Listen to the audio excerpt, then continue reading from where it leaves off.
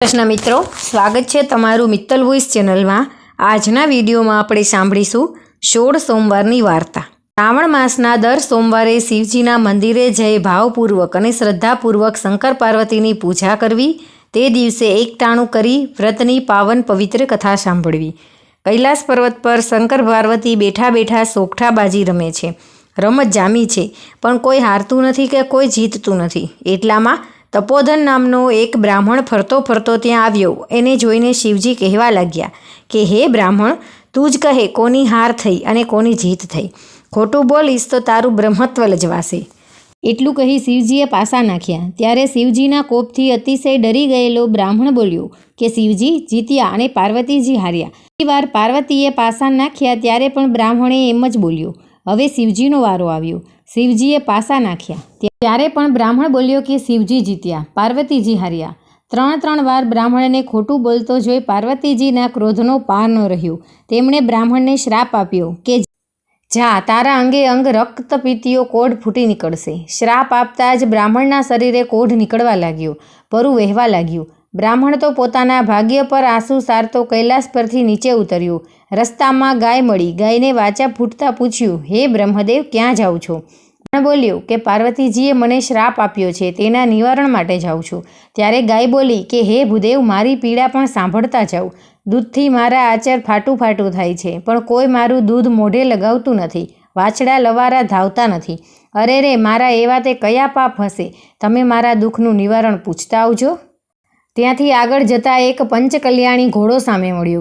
શ્રાપની વાત સાંભળીને કહેવા લાગ્યો કે હે બ્રહ્મદેવ, મારી પીઠ પર હીરા મોતીના પલાણ છે, પણ કોઈ મારા પર સવારી કરતું નથી, તો મારા કષ્ટનું નિવારણ પૂછતા આવજો। આગળ જતાં બ્રાહ્મણને થાક લાગ્યો। એ એક આંબા નીચે વિશ્રામ કરવા બેઠો। પાકી કેરીઓ જોઈને તેને ખાવાની ઈચ્છા થઈ। ત્યાં જ આંબાને વાચા ફૂટી। આંબો કહેવા લાગ્યો કે હે ભૂદેવ, જાઓ છો તો ખરા, મારું કષ્ટ પણ સાંભળતા જાઓ।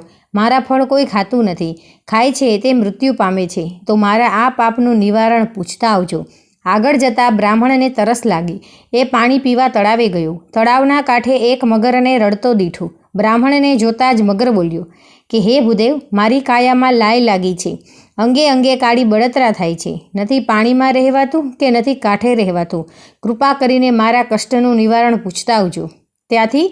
ત્યાંથી બ્રાહ્મણ અઘોર જંગલમાં ગયો। ત્યાં એક જીર્ણ શીર્ણ શિવાલય જોયું। બ્રાહ્મણે ત્યાં તપ કરવાનો નિર્ધાર કર્યો। જમણા પગના અંગૂઠા પર ઊભા રહીને તેને 4 મહિના સુધી તપ કર્યું।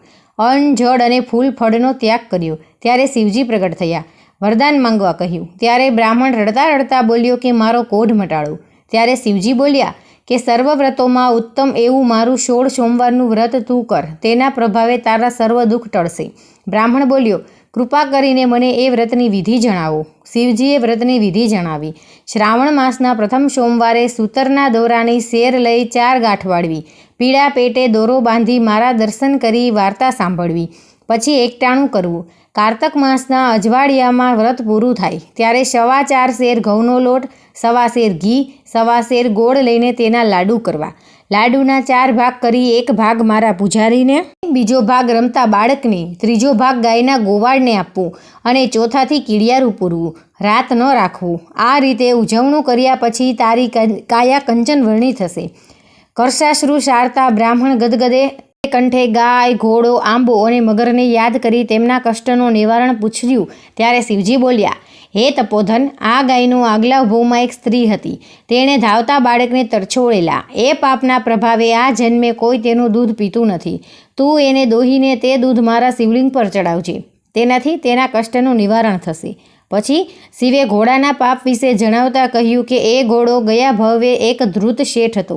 જૂઠી વાણી, જૂઠા ત્રાજવા, કાટલાથી ગરીબોને ઠગીને પાપના પોટલા બાંધ્યા, કંઈકને વ્યાજના દરિયામાં ડૂબાડ્યા। એ પાપના લીધે તેની આવી દશા થઈ છે। તું મારું નામ લઈ તેના પર સવારી કરજે, તેથી સર્વ સુખ થઈ જશે। ત્યારબાદ શિવ બોલ્યા કે આંબો ગયા જન્મે કપટી કંજૂસ હતો। સાચા ખોટા કરી ધનના ભંડાર ભર્યા, પણ પાયનું પુણ્ય ન કર્યું। તેના થડ નીચે ધનના 4 ચરુ છે। એ ચરુ તું કાઢી પુણ્યના કાજ કરજે। એ પુણ્યના લીધે આંબાની કેરી અમૃત થઈ જશે। છેલ્લે ભગવાન શિવ મગરના દુઃખનું નિવારણ જણાવતા બોલ્યા કે એ મગર ગયા જન્મે મહાજ્ઞાની બ્રાહ્મણ હતો। 4 વેદ અને સકળ શાસ્ત્રોનો જ્ઞાતા થયો, પણ કોઈને જ્ઞાન ન આપ્યું। આવક જવાના ભયે જ્ઞાનનો સંગ્રહ સ્વાર્થ માટે કર્યો. એ જ્ઞાન આસ જન્મે અને રૂવે રૂવે કાળી બળતરા કરે છે. તું એની આંખે બીલીપત્ર અડાડી પ્રસાદ આપજે, એટલે તેની બળતરા દૂર થઈ જશે. ભગવાન શિવને દંડવત પ્રણામ કરી બ્રાહ્મણ પાછો ફર્યો. પ્રથમ મગરના કષ્ટનું નિવારણ કર્યું. મગરે એને જ્ઞાન આપ્યું. જ્ઞાન આપવાથી મગરની મુક્તિ થઈ. પછી આંબા પાસે જઈ બ્રાહ્મણે ધનના 4 ચરુ કાઢ્યા. તરસ્યાને પાણી અને ભૂખ્યાને અન્ન દેવાનો સંકલ્પ કરતાં જ આંબાના ફળ અમૃત સમાન થયા. આગળ જતાં ઘોડો મળ્યો. મહાદેવનું નામ લઈને બ્રાહ્મણે સવારી કરી તો ઘોડાનું કષ્ટ દૂર થઈ ગયું. પછી ગાય મળી. બ્રાહ્મણે તેનું દૂધ દોહીને શિવલિંગ પર અભિષેક કર્યો કે તરત જ વાછડા ગાયને ધાવવા લાગ્યા. બ્રાહ્મણ હરખાતો ઘેર આવ્યો. પવિત્ર શ્રાવણ માસ આવતા વ્રત કર્યું. કારતક માસે ઉજવણું કર્યું તો તેની કાયા કંચન વર્ણી થઈ ગઈ. જ્ઞાનના તેજથી તેનું મુખ જગારા મારવા લાગ્યું. એક દિવસની વાત છે. નગરના રાજાની એકની એક કુંવરી કનકલતાનું સ્વયંવર રચાયું. દેશો દેશના રાજાઓ કુંવરીને વરવા આવ્યા. સ્વર્ગની અપ્સરાને શરમાવે તેવી રૂપના અંબાર જેવી કુંવરી કનકલતાની વરવાની સૌ રાજાઓને આશા હતી. બ્રાહ્મણ પણ સ્વયંવર જોવા આવ્યો. એક ખૂણે ઊભો રહ્યો. સમય થતાં કનકલતા સોળે શણગાર સજીને આવી. એની સાથે એકથી એક એવી દાસી આવી આગળ હાથણી કળશ લઈને ચાલતી હતી. સિંહાસન ઉપર વિરાજેલા રાજકુમારો અને રાજાઓ પાસે થઈને હાથણી આગળ ચાલીને ખૂણામાં ઊભેલા તપોધન બ્રાહ્મણ પાસે જઈ તેના પર કળશ ઢોળ્યો. આ જોઈ રાજાઓ ત્રાડો પાડવા લાગ્યા કે મૂર્ખ હાથણીએ ભૂલ કરી. એટલામાં હાથણીને વાચા ફૂટી કે એ બધા સાંભળે તેવા બુલંદ અવાજે બોલી કે કુંવરી માટે આ જ વર યોગ્ય છે. રાજાએ ધામધૂમથી કુંવરીને તપોધન સાથે પરણાવી. હીરા માણેકની પહેરામણી કરી. હાથી ઘોડાને રથ દીધા. બ્રાહ્મણ સમજી ગયો કે કહો ના કહો આ 16 સોમવારના વ્રતનો જ પ્રભાવ છે. રૂપાળી કુંવરી સાથે બ્રાહ્મણ તો સુખે મહેલમાં રહેવા લાગ્યું. રાજાને કોઈ પુત્ર ન હોવાથી રાજગાદી પણ તેને જ મળી. એવામાં પવિત્ર શ્રાવણ માસ આવ્યો. બ્રાહ્મણે નિયમ પ્રમાણે 16 સોમવારનું વ્રત કર્યું. વ્રત પૂર્ણ થયે ઉજવણાની તૈયારી કરી અને રાણી કનકલતાને ઉજવણાની બધી વિગતે સમજાવી. રાણીએ વિચાર કર્યો કે એકલા લાડુ તે કાંઈ ભાવતા હશે. એણે તો ભાતના ભોજન બનાવ્યા. રાજાનો વૈભવ ભોગવતો બ્રાહ્મણ દરબારમાંથી આવ્યો અને લાડુના પ્રસાદના બદલે મેવા મીઠાઈ જોઈ તે કોપાયમાન થયો. ગડગડા આવાજે શિવજીની માફી માંગવા લાગ્યો. ચોથા ભાગનો લાડુ પ્રસાદમાં લઈ વ્રત ઉજવ્યું. આ બાજુ મહાદેવ રાણી કનકલતા પર ક્રોધિત થયા અને સપનામાં તપોધનને આદેશ આપ્યો કે કનકલતાને કાળા વસ્ત્ર પહેરાવી દેશવટો આપ. એણે મારું વ્રત તોડ્યું. તપોધને શિવજીની આજ્ઞા પ્રમાણે રાણીને દેશવટો આપ્યો. રાણી આજીજી કરતી રડવા લાગી, પગે પડવા લાગી, પણ તપોધન ચલિત ન થયો. રાણીને હદ પાર કરી. ભૂખી તરસી લથડિયા ખાતી કનકલતા એક ગામમાં આવી અને ગામને પાદરે ઝૂંપડામાં રેટીઓ કાતતી ડોસી પાસે પાણી માંગ્યું. ડોસી ઘણી દયાળુ હતી. રાણીને ખાવા રોટલો અને પીવા પાણી આપ્યું અને રાણી રહેવા આશરો માંગ્યો તો ડોસીએ હા પાડી. એ તો ડોસીના ઘરમાં છાણ વાસીદું કરવા લાગી, પણ રાણીના પગલાં પડતા જ ડોસીનો રેટીઓ તૂટી ગયો. ડોસીએ તો રાણીને ધક્કા મારીને કાઢી મૂકી. રડતી કકડતી ભાગ્યને દોષ દેતી રાણી એક ઘાંચણના ઘેર ગઈ અને અડધા રોટલાના બદલામાં બધું કામ કરવા તૈયાર થઈ. મફતના ભાવે દાસી મળે તો કોને ના સાંપડે. કાંચણે તો રાણીને રાખી લીધી. ત્યાં તો તેનો ધણી માંદો પડ્યો. ઘાણી બંધ થઈ ગઈ. બળદનો પગ ભાંગ્યો. ઘાંચણે તો રાણીને મારીને કાઢી મૂકી. પડતી આખડતી રાણીએ એક માલણના બાગમાં પેટ વરાળીએ કાસરો લીધો તો બાગમાં બધા ફૂલ કરમાઈ ગયા. માલણે પણ રાણીને કાઢી મૂકી. રાણીની આંખે અંધારા આવવા લાગ્યા. ગળે કાંચકી બાજી ગઈ. જીવ નીકળું થવા લાગ્યા. એ તો પાદરે ગઈ. કૂવે પાણી સિંચતી પાણીયારીને પાણી પીવાની આજીજી કરી. એની હાલત જોઈને પાણીયારીને દયા આવી ગઈ. પણ જ્યાં એ પાણી પાવા ગઈ ત્યાં તો તેનો ઘોડો જ ફૂટી ગયો. પાણીયારેએ રાંડ અભાગણી કહીને તેને કાઢી મૂકી.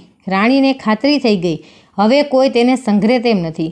હવે તો જંગલમાં જઈને દેહ પાડવું.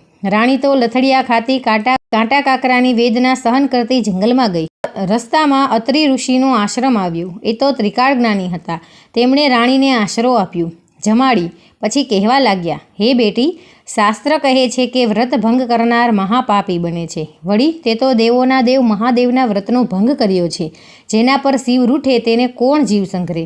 આ સાંભળી લોહીના આંસુ સારતી રાણી બોલી, હે ઋષિ, તમે મારા પિતા સમાન છો. આ પાપમાંથી મુક્ત થવાનો કોઈ ઉપાય કૃપા કરીને બતાવો.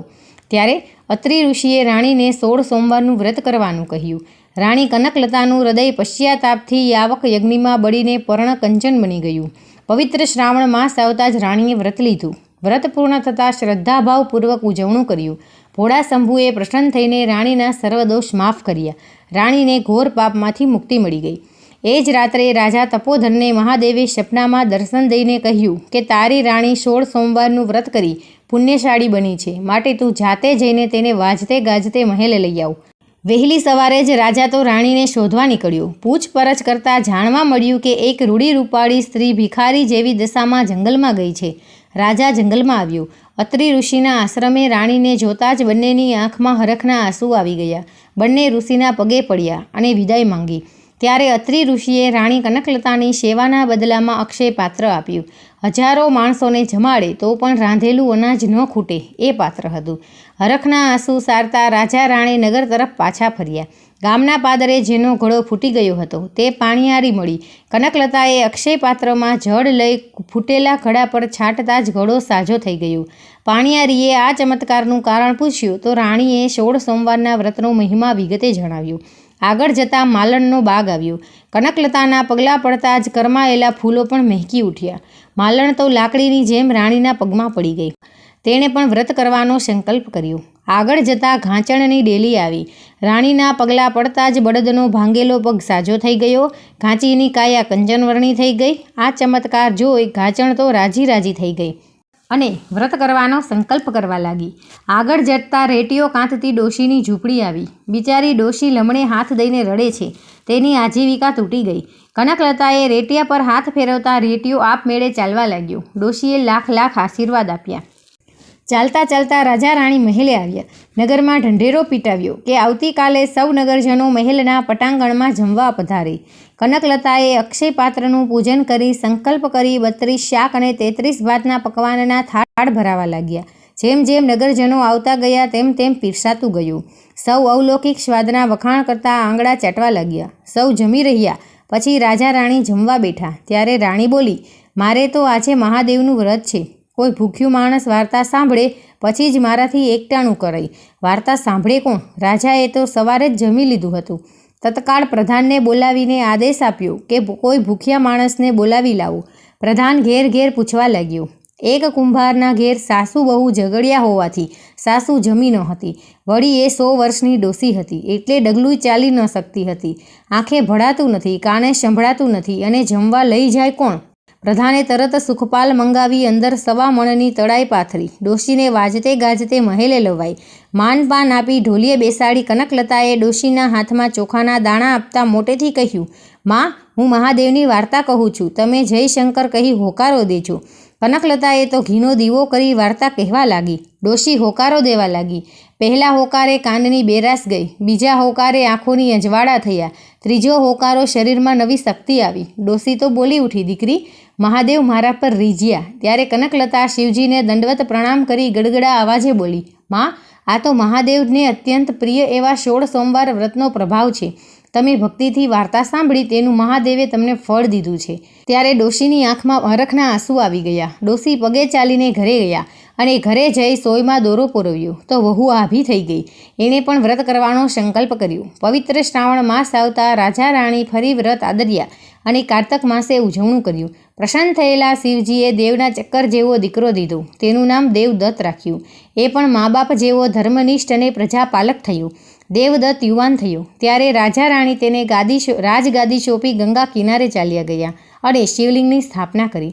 જીવનના અંત સુધી શિવની ભક્તિ કરતા રહ્યા. અંતકાળે વિમાનમાં બેસીને વૈકુંઠ ગયા. હે મહાદેવ, તમે જેવા તપોધન અને કનકલતાને ફળ્યા તેવા વ્રત કરનાર, વાર્તા વાંચનાર અને વાર્તા સાંભળનાર સૌને ફળજો. તો મિત્રો, તમને આ વિડીયો પસંદ આવ્યો હોય તો આપણી ચેનલ મિત્તલ વોઇસને લાઇક કરો, શેર કરો અને સબસ્ક્રાઈબ કરો. જય શ્રી કૃષ્ણ.